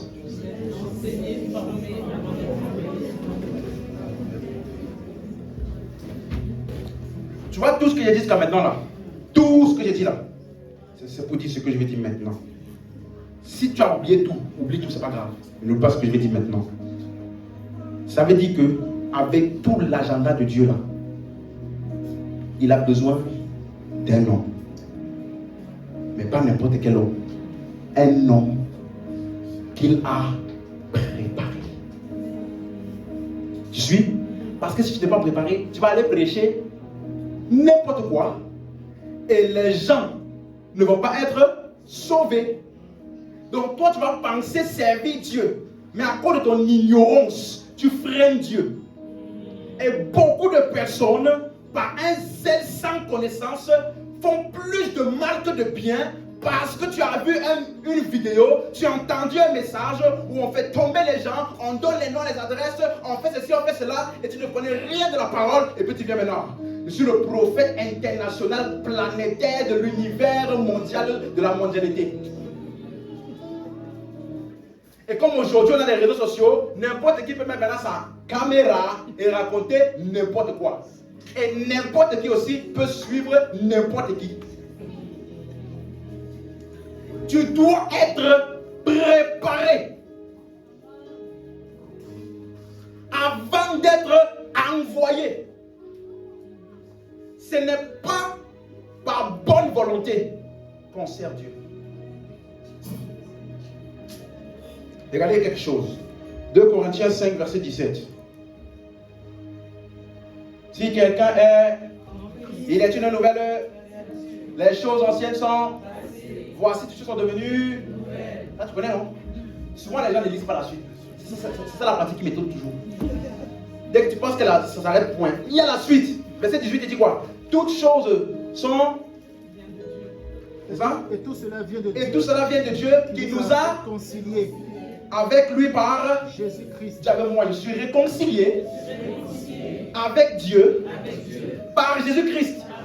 Non pas par mes prières, non pas par mes repentances, non pas par mes bonnes volontés. Par qui? Ça veut dire que depuis que Jésus-Christ est mort et ressuscité et que tu as accepté ça là, tu me suis? Que tu es une nouvelle création là, Dieu ne peut plus jamais être en colère contre toi. Réconcilier veut dire qu'il n'y a plus de séparation possible. Mais regardez, c'est pas fini. Qu'est-ce qu'il dit après? Et qui nous a donné. Attends, j'ai une question. Nous là, c'est qui? Si quelqu'un est donc c'est quelqu'un en Christ là qui l'appelle nous. Donc le nous qui est une nouvelle création là. Hein? Les choses anciennes sont passées, n'est-ce pas? Le même nous là, il nous a réconciliés avec Dieu par Christ. Et le même nous là, il nous a donné quoi?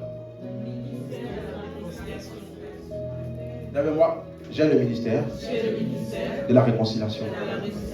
Tu vois que appeler au ministère, ce n'est pas pour une catégorie de chrétiens. Que personne ne te blague en te disant, toi, tu as appelé simplement à rester membre pour financer. Nous, on va aller faire l'œuvre. Quelqu'un qui dit ça là, il est en train de te blaguer. Il veut que tu restes là-bas et que lui, il fasse. Aucun chrétien n'est pas appelé. Je peux même te choquer. On n'est pas appelé à des choses différentes. Il nous a donné quoi? Les ministères. Donc on a tous le même que le ministère de la. C'est pas fini. Verset 19. En effet, Dieu était en Christ, il réconciliait le monde avec lui-même. Il réconciliait qui? Le monde. Les chrétiens. Non. Ça là que je vais dire là, ça risque d'être trop dur. Si tu es religieux là, je te demande déjà pardon. Dieu a réconcilié qui? Le monde. Monde là, c'est qui? Donc, Dieu était en Christ, réconciliant qui? Le monde avec qui? Aïe!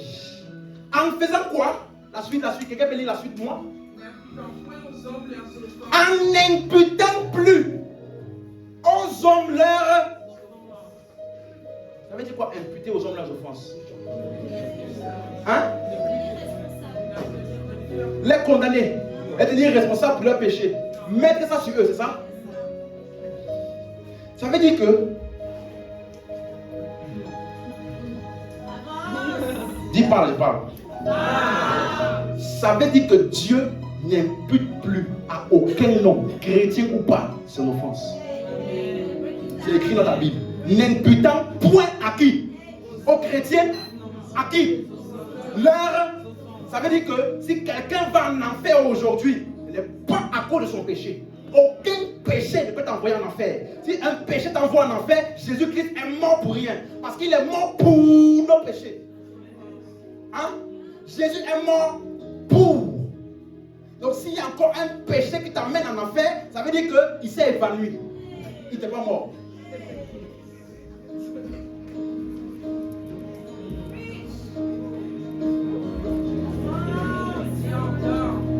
Tu n'as jamais dit ça? Va enlever ta Bible si tu n'es pas content. Mais en tout cas, Nous là, quand on voit que c'est écrit, on dit même. Donc, toi qui passes ton temps à aller prêcher aux gens, répandez-vous vite, sinon Jésus va, vous allez aller en enfer là. Qui t'a envoyé? Ce n'est pas le message qu'on t'a envoyé. Regardez, Dieu était en Christ, réconciliant le monde avec lui-même. Il nous a donné. Quoi? Non. Lisez la suite, verset 19. Il a mis en nous quoi? Dans le ministère de la réconciliation là, a la parole, pas plusieurs. Donc on n'a pas plusieurs messages. On a un seul message. Et le message là annonce la réconciliation entre Dieu et les hommes, pas la condamnation.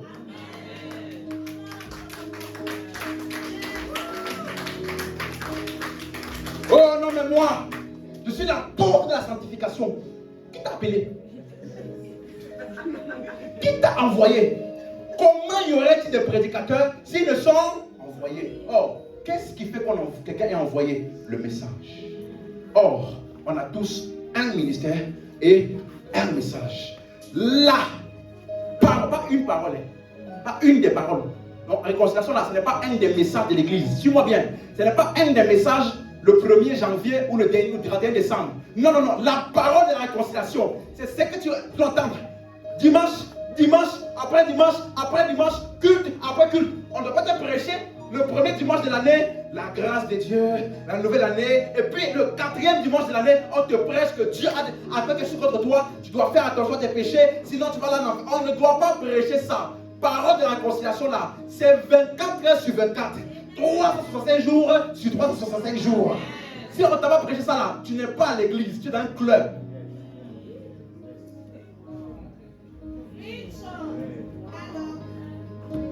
Le ministère est la parole. Donc, si on ne t'a pas expliqué c'est quoi la parole, tu risques d'aller prêcher autre chose qui ne va pas sauver les gens. Ça veut dire ceci. Je conclue. Si tu es conscient de l'urgence, alors tu ne joueras jamais avec ta préparation. Parce que ta préparation va déterminer comment Dieu va t'utiliser. Et ton efficacité dans ce à quoi Dieu t'appelle. Tu as compris? Voici notre vérité. Aucun chrétien ne se prépare lui-même. Oh, mais moi, dans ma chambre, Dieu m'a apparu. Je t'ai appelé pour les nations, ma fille. Mon fils, va prêcher. Frère, tu as eu un cauchemar.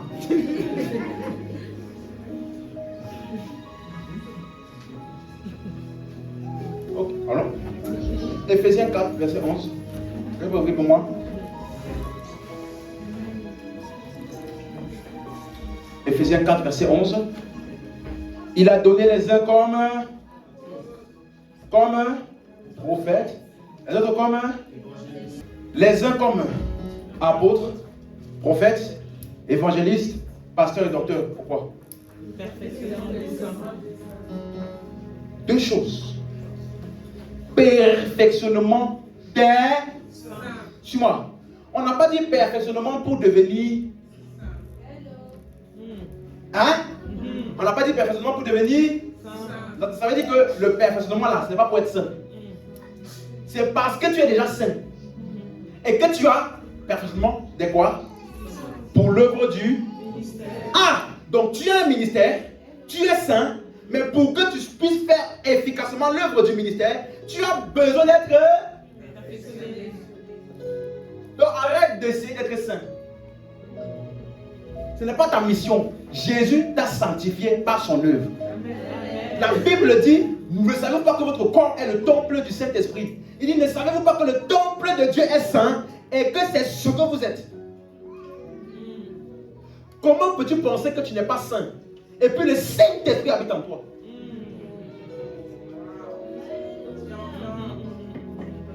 Tu sais ça? Laisse-moi te dire, tu es plus saint que le ciel. Hein? Parce que Dieu n'habite pas au ciel, mais en toi. Amen. Le Dieu 3 fois saint a regardé le ciel. Il a regardé toi. Je choisis quel? Il est venu habiter à nous. Ne savez-vous pas que votre corps est le temple du Saint-Esprit et Dieu habite en vous? Il a dit dans sa parole, j'habiterai en eux, je marcherai en eux. Aïe, chakalabaya. Ça veut dire que l'endroit le plus à l'aise de Dieu, c'est en moi. Hein? Toi qui pêches là, c'est en toi. Ton péché ne fait pas partie. Parce que il est venu en toi quand tu étais quoi? Pécheur.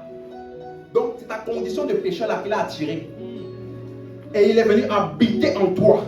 Et sa venue en toi là t'a sanctifié. Donc aussi longtemps qu'il est en toi, tu es quoi? Donc quand tu pêches là, sa présence en toi fait quoi? Sanctifié. Ouh. Mais c'est pas mon thème. Regardez. Le perfectionnement des... Moi, je suis simple. Mais pour le ministère, je dois être... Tu as compris?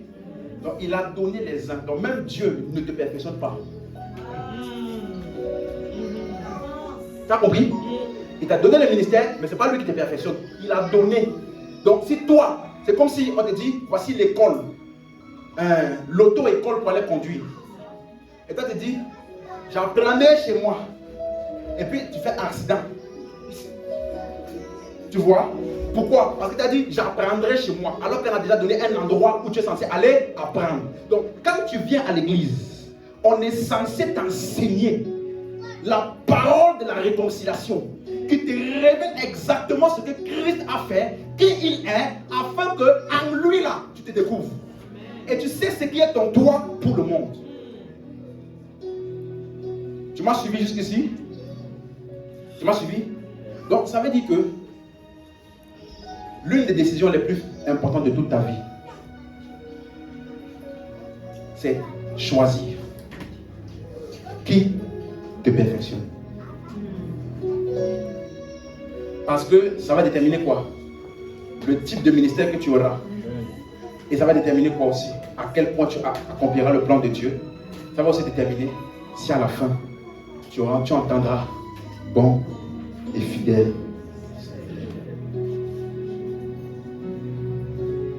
Donc voici mon message. Nous sommes dans le temps de la préparation. Voici 2 mots avec lesquels l'Esprit m'a dit de vous partager.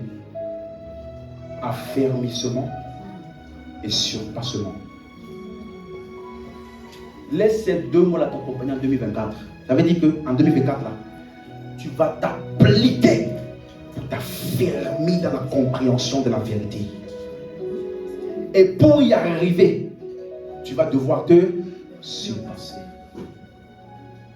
Mais pourquoi je ferais ça? Parce que je suis conscient. Le temps est court. Dieu compte sur moi et je dois être préparé. Voici les 3 choses avec lesquelles. Première chose, c'est quoi? Le temps est court. 2, Dieu utilise les hommes. Et 3, les hommes qu'il utilise là, avant de les utiliser, il est préparé. Or, comment je suis préparé? Le perfectionnement des saints. À qui? Parce que regardez le verset 13, il dit, jusqu'à ce que nous soyons tous parvenus à l'unité de la foi. Vous avez compris ça? Et la connaissance du Fils de Dieu. Regarde-moi, regarde-moi. Et la connaissance de quoi? De qui? Donc ça veut dire que le pasteur ou l'apôtre va utiliser quoi pour me perfectionner?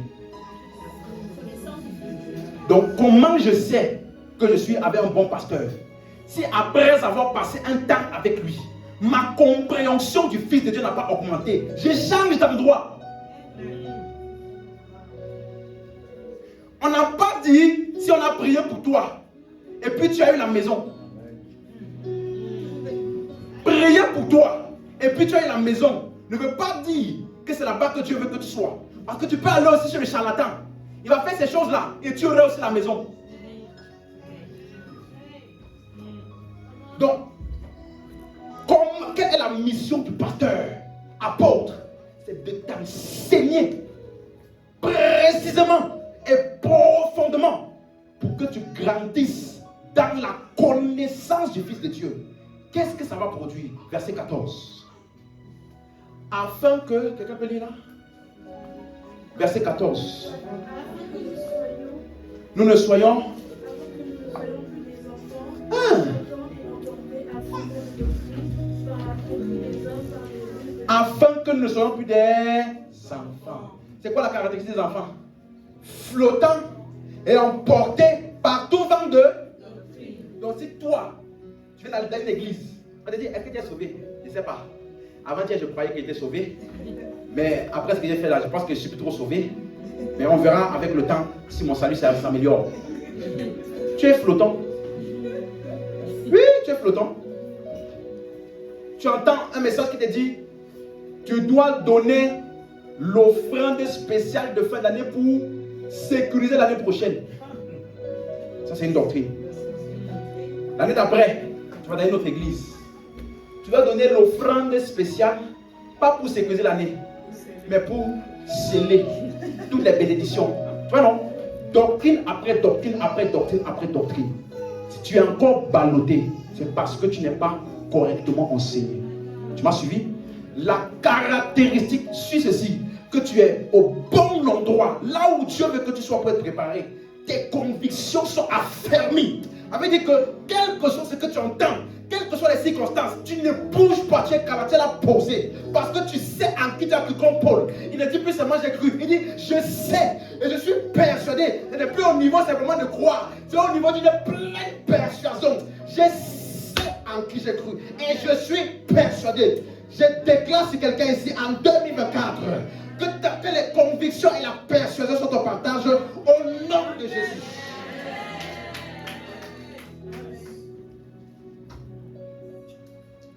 T'affermis. Voici. Je vais lire oralement quelques passages, ok? Parce que le temps est fini. Je vais lire, ok? Vous aurez le temps de... Après les vidéos, ce genre de choses là, pour revoir les versets, ok? Mais dans 2 Pierre 3, verset 14, il dit, c'est pourquoi, bien aimé, en attendant ces choses, appliquez-vous. Appliquez-vous. Donc, Pierre là, il a fini de dire dans 2 Pierre 3, on se rappelle, l'avènement du Seigneur, il use de patience, tout ça. Il dit maintenant, en attendant ça, qu'est-ce que tu dois faire? Appliquez. Vous comprenez? Appliquez-vous. Donc, ça veut dire que si tu es conscient que tu es une pièce importante dans le plan de Dieu et que Dieu est en train de te préparer, tu dois faire quoi cette année? Dis à ton voisin, applique-toi cette année. Dans 1 Timothée 4, verset 15, il dit, occupe-toi de ces choses. Donne-toi tout entier à elle, afin que tes progrès soient évidents. En 2024, tu dois évoluer. Tu dois progresser. Comment? Occupe-toi de ces choses. Donne-toi tout entier. Aide-moi encore à dire à ton voisin. En 2024 là, donne-toi tout entier aux choses de Dieu.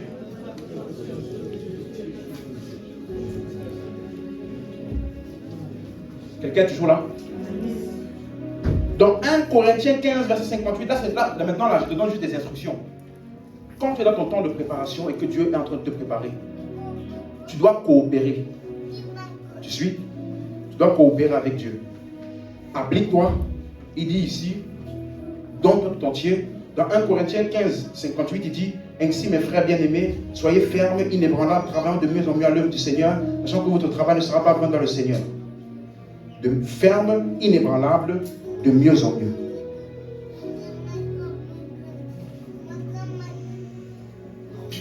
Bon, j'ai plus le temps. Je vous lisais Romains 12, verset 11. Amen. Il dit, servez le Seigneur et n'ayez point la paresse. Cette année-là, refusez d'être... Tu vois, souvent c'est dans notre là. Tu as la force pour aller travailler. Mais quand c'est pour les choses de Dieu, tu deviens paresseux. Pour servir le Seigneur, n'ayez pas la paresse. Servez le Seigneur. Alléluia. Donc, cette année-là qui arrive, maximise ta vie. Si tu es en vie, c'est pour accomplir le plan de Dieu. Et ne dis pas j'ai le temps. Le temps est court. Fais-le maintenant. Es-tu avec moi? Qu'est-ce que tu attends pour t'engager dans ton église locale? Qu'est-ce que tu attends pour servir? Ne dis pas dans 2 ans, c'est maintenant. Et pour notre église là, je vous annonce déjà, cette année-là, j'ai prié, je veux beaucoup d'ouvriers. C'est-à-dire que si tu es engagé là, disposé, on va te prendre. Tu m'as suivi? On va travailler. Il y a besoin. Alléluia. Donc je vais terminer ce soir. Désolé, juste 1 minute. Je vais terminer ce soir en te donnant des résolutions pratiques que j'avais données dans une série qu'on avait fait, maximiser son temps de préparation. Tu as pris des résolutions cette année? Qui a pris des résolutions? Hein? Vous n'avez pas pris des résolutions? Vous basez l'année quoi? Ok. Si tu as pris des résolutions ou si tu comptes les prendre plus tard, assure-toi d'inclure ces 5 choses que je vais te partager maintenant. Je vais juste te dire, ça va te garder en feu. Ça va te garder passionné. Ça va empêcher que quoi que ce soit trouble ta paix, trouble ton feu. Amen. Donc, assure-toi d'inclure ceci. Être présent et engagé régulièrement à tous les programmes de l'église. Si c'est culte de prière, tu es là. Un enseignement, tu es là. Quand tu fais ça, tu te maintiens en feu. Deuxième chose, tout le monde on suit.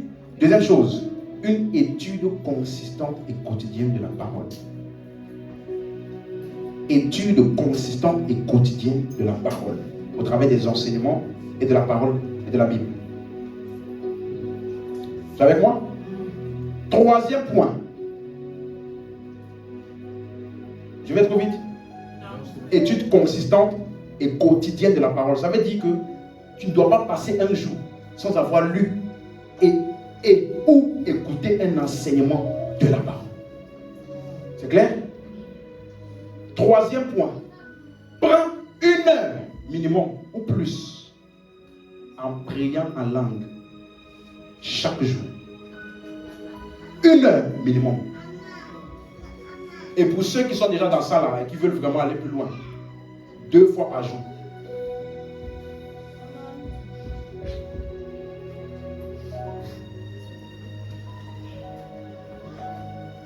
Tout à l'heure, on disait quoi? Utilise-moi. Donc, quand Dieu va t'utiliser là, tu vois ce qu'il faut faire, non?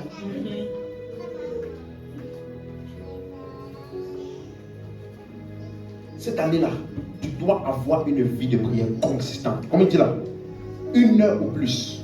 4e point, c'est ça? Des sorties régulières pour évangéliser. Au moins 1 fois par semaine.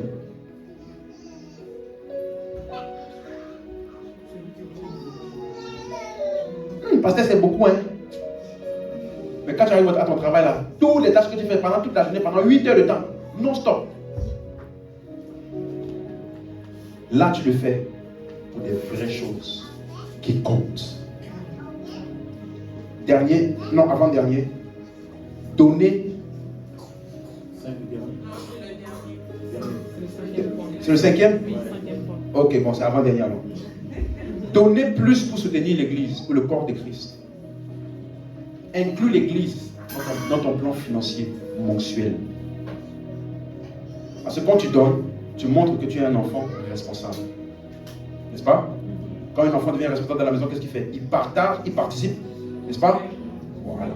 Donc moi, je n'ai pas besoin de te dire donne pour que Dieu te bénisse. Tu es déjà béni. Mais comme tu es béni et responsable, tu donnes. Amen. Dernier point. Très facile. Assure-toi que personne qui n'a ces objectifs-là ne soit trouvé parmi ton cercle d'amis. Tu as compris? Assure-toi que personne qui n'a pas ces objectifs-là ne soit trouvé dans ton cercle d'amis proches. Pourquoi? Les mauvaises compagnies corrompent les bonnes résolutions.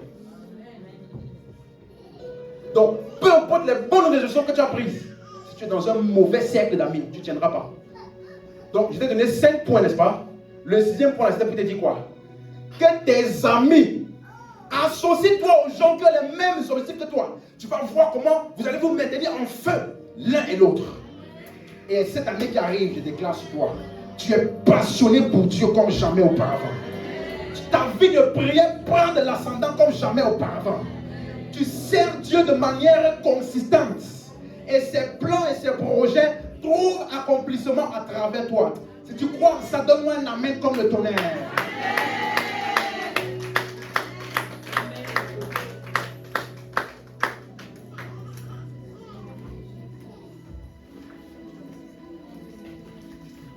On peut se lever.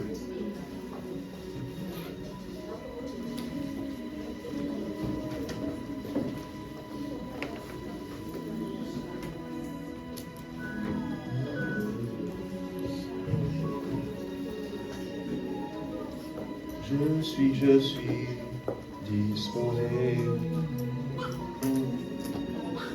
désireux qu'utilise-moi pour ta gloire. Chante, madame, descends.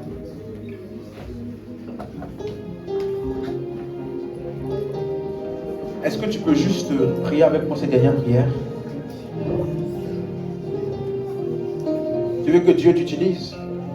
Tu as compris que Dieu compte sur toi et que tu dois être préparé. Et en cette année qui arrive, affermis-toi, surpasse-toi, applique-toi. Amen. Élève la voix et parle à Dieu comme ça.